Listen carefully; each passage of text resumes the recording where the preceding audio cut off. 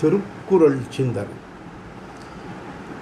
எண்ணத்தின் வண்ணமாக மனித வாழ்வு இயங்குகின்றது.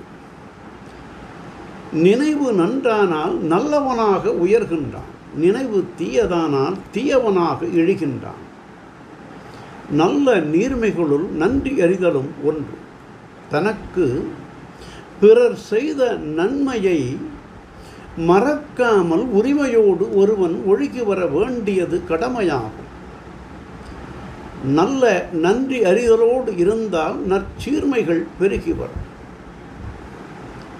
தனக்கு பிறர் செய்த நன்மையை மறப்பது தீயதாகும்.